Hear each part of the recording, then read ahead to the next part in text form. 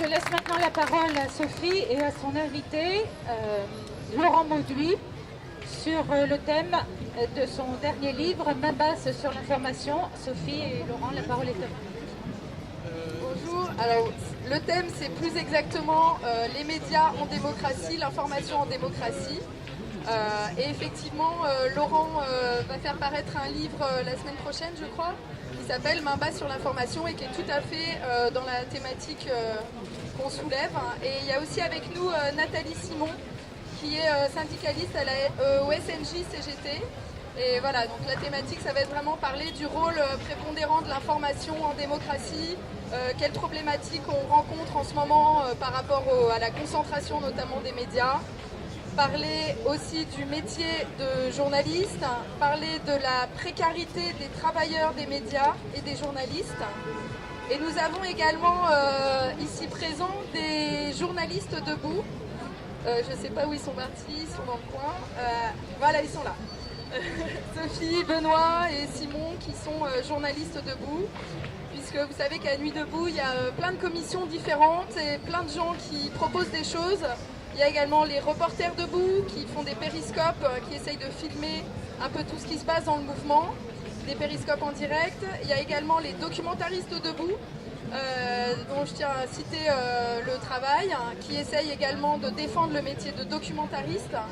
Et donc à Média Debout, le rôle de cette commission, c'est principalement d'essayer de faire donc, des débats autour de l'information et également de proposer des actions et des choses concrètes pour faire bouger les lignes et remettre les citoyens au cœur des décisions en ce qui concerne l'information et les médias. Voilà, donc je vais laisser la parole à Laurent. Et on va faire, je voulais quand même préciser, n'hésitez pas à poser des questions, il ne s'agit pas d'une conférence de Laurent Mauduit, c'est vraiment un débat où chacun peut intervenir. Voilà, donc à n'importe quel moment, vous pouvez lever la main et poser une question pour interagir avec tous les intervenants. Voilà. Laurent, ça dit. Donc si le mieux c'est de faire un va-et-vient, je dis juste un mot introductif pour que le débat ait lieu, juste pour situer l'enjeu démocratique de la question de l'information.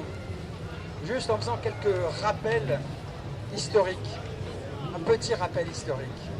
C'est que dans toutes les démocraties, quand elles se sont constituées, l'un des premiers débats a toujours porté sur la question, pas tellement de la liberté de la presse, plus fondamentalement du droit de savoir des citoyens.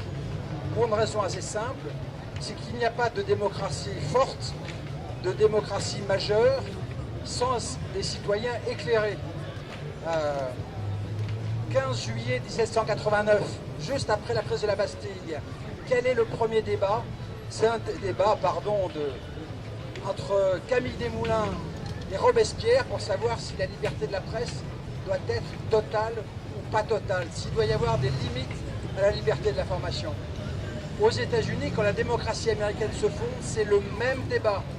Thomas Jefferson, en 1788, est ambassadeur des États-Unis en France. Il écrit une lettre à un ami américain en lui disant « Si j'avais à choisir un pays avec un gouvernement et pas de presse, ou un pays avec une presse et pas de gouvernement, je choisirais la seconde solution. En clair, la presse doit être le vecteur, le moyen que les citoyens soient éclairés. » Voilà. Plus récemment, ce sera la dernière rappel historique que je ferai, quand le Conseil national de la résistance fait son programme quelques semaines à peine avant la libération. Il y a les mesures d'urgence et la lutte contre l'occupant nazi, puis il y a quel programme appliquerons-nous une fois que la France sera libérée. La troisième mesure, c'est refonder une presse indépendante des puissances financières. Et c'est sur ce principe,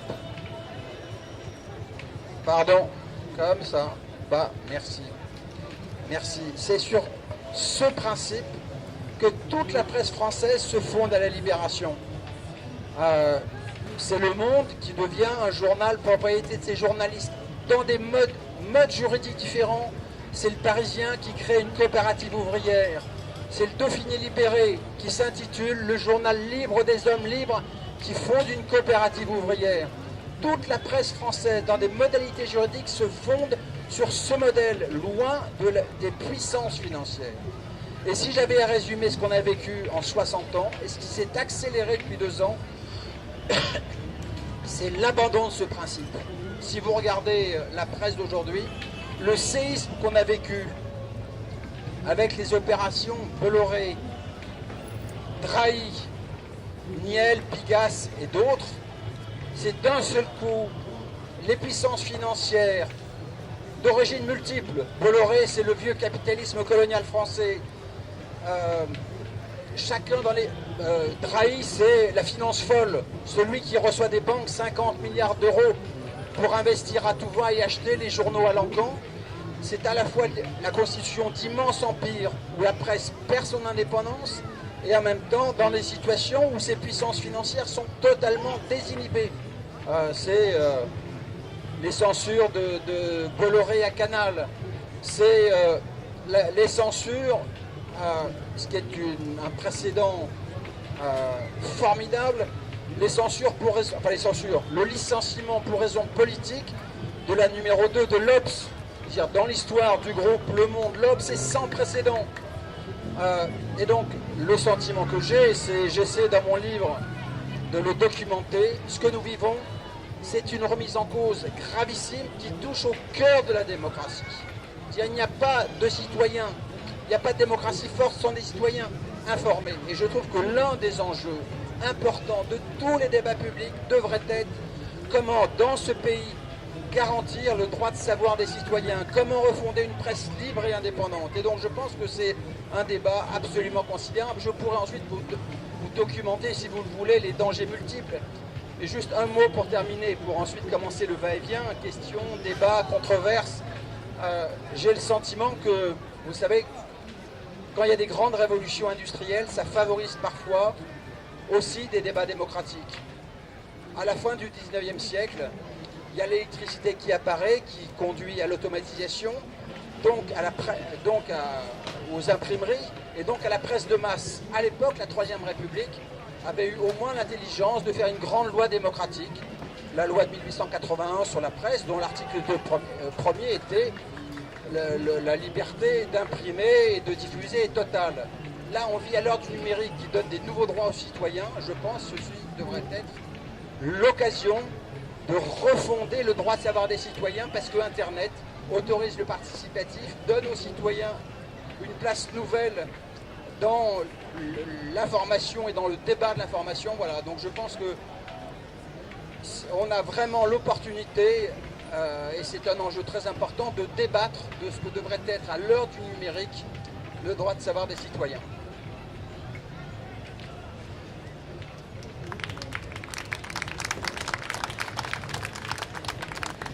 Effectivement, c'est crucial. C'est crucial l'information et ce qui est crucial aussi, c'est les conditions de travail de ceux qui font l'information. C'est pour ça qu'il est important qu'on parle des conditions clairement des journalistes et aussi de tous les techniciens des médias. Donc pour ça, Nathalie, tu peux nous faire un point sur ce sujet. À moins que vous ayez auparavant des questions à poser sur ce que vient de dire Laurent. Peut-être que parmi vous... Ouais, je vous laisse mûrir des questions et on fera un échange après alors. Bonsoir, ça marche là? Vous m'entendez? D'accord, là vous m'entendez? Ok, donc je représente là ce soir le SNJ-CGT, c'est-à-dire le syndicat national des journalistes de la CGT. Et effectivement, je suis venue vous parler un petit peu des conditions de travail de la plupart des journalistes. Donc le secteur des médias a été et est toujours un laboratoire de la précarité. La pige, c'est quelque chose qui est spécifique aux journalistes, mais sinon on a tout vu, les CDD, les stagiaires. Et là, quelque chose qui arrive en force, ce sont les auto-entrepreneurs. Ce qui est un non-sens, puisque un journaliste est un salarié, donc un auto-entrepreneur ne peut pas être un journaliste. Alors, le problème, c'est que quand on est... il y a 25% de précarité dans le secteur des médias,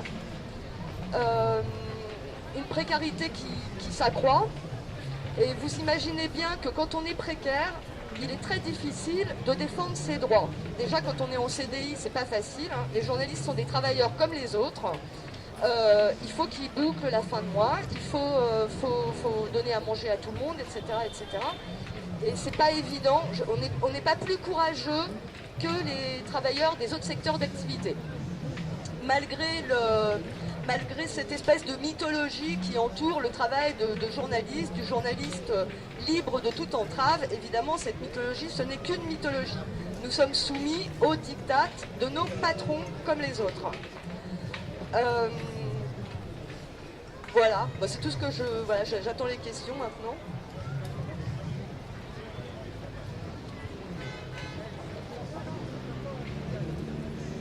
Alors, Sophie me demande des exemples concrets.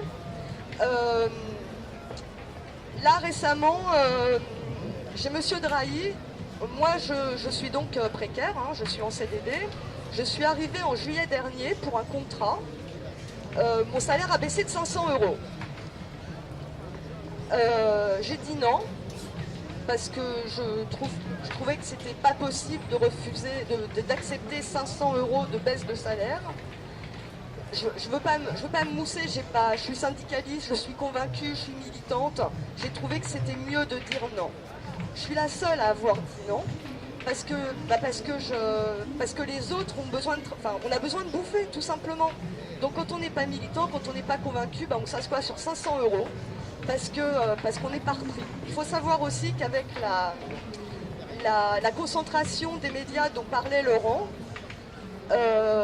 c'est un petit milieu, hein. Donc quand vous avez une mauvaise réputation dans une boîte, les mauvaises réputations se font d'une façon générale. Donc ce sont autant de facteurs qui font que on a du mal à s'opposer à nos chefs. Hein, encore une fois, c'est comme les travailleurs, hein, c'est comme n'importe quel travailleur, il y a les petites mains et puis il y a les patrons. On a du mal à s'opposer à nos patrons. Donc on cherche les moyens de le faire, il y a des pistes. Donc il y a toutes les pistes dont on va parler, qui sont des pistes de fond, c'est-à-dire à qui appartiennent les moyens de production de l'information, qui est essentiel évidemment. Mais il y a d'autres petites pistes qui nous concernent plus spécifiquement, qui pourraient nous protéger davantage. Voilà. Je peux donner une illustration, si vous voulez, des dangers qui pèsent sur le droit à l'information au travers d'un groupe, qui est le groupe Bolloré. Parce qu'à travers cette histoire récente, on trouve tous les dangers multiples, démocratiques, sociaux, politiques, qui pèsent qui menacent le droit de savoir des citoyens.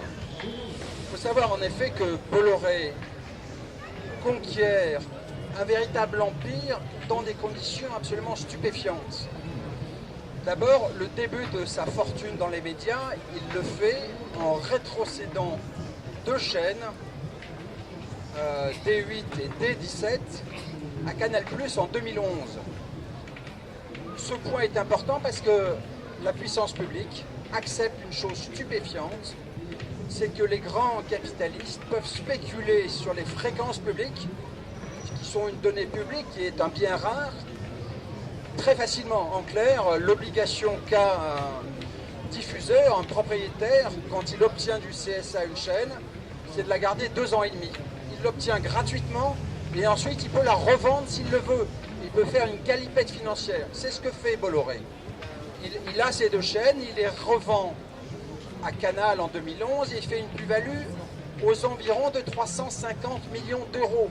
Une plus-value sur un bien public qu'il a obtenu gratuitement. Que fait-il grâce à ça? Grâce à l'argent, il peut ensuite monter au capital de Vivendi, qui est la maison mère, l'actionnaire de Canal, et ensuite plus tard devenir l'actionnaire principal de Vivendi et donc de devenir le patron de Canal dans lequel se trouvent les 2 chaînes qu'il a vendues. En clair, il fait une partie de sa fortune dans l'audiovisuel grâce à une spéculation sur un bien public qu'il a obtenu gratuitement. On est dans un monde totalement dérégulé, libéral, qui est fou. Que fait-il? Il devient le patron de droit divin. Il installe qui il veut. Et Bolloré, qui est-il?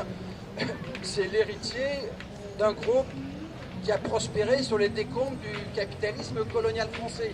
Ce sont des possessions gigantesques en Afrique. Et lui-même, personnellement, est un catholique traditionnaliste radical. Et donc, s'il censure, s'il met Nil Gourdin à Canal, c'est pas pour faire plaisir à Sarkozy ou à un autre, c'est ses propres penchants personnels qu'il veut mettre en œuvre.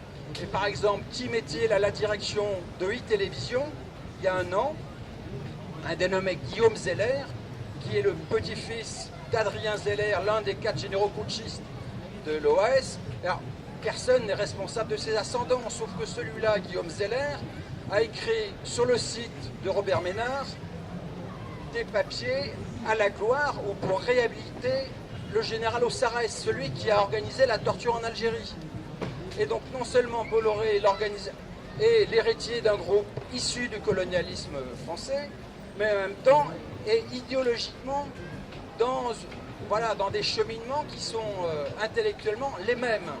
Et dans ce groupe Canal, non seulement il y a un aspect très inquiétant parce qu'il prend possession de Vivendi, et en même temps c'est un immense oligopole qui constitue, parce que c'est Canal, c'est Vivendi, il est aussi l'actionnaire principal d'Havas, il a aussi une agence de sondage, il a acheté à Orange la plateforme de partage des vidéos Dailymotion.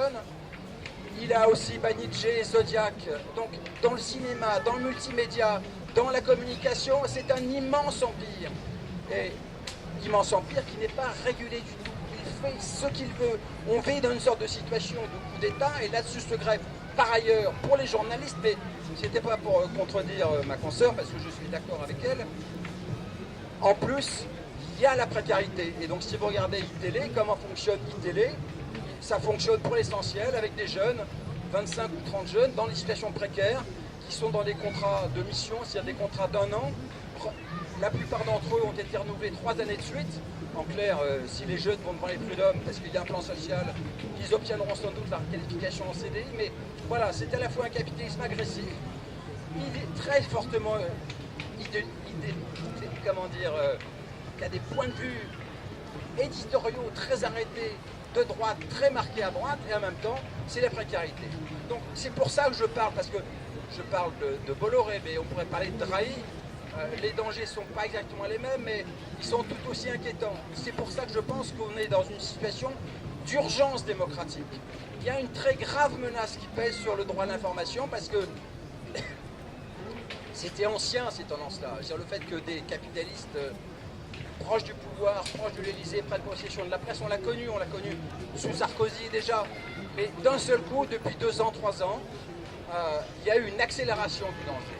Une accélération, et c'est pour ça que je pense que dans le débat, je m'arrête là, il y a vraiment un débat très important sur, dans le cadre d'une révolution démocratique, que devraient être les mesures d'urgence pour refonder la presse, pour garantir une presse libre et indépendante, pour favoriser les sociétés citoyennes de presse. Voilà, il y a plein de pistes, on pourra les évoquer si vous le souhaitez, mais je pense que c'est un débat d'urgence.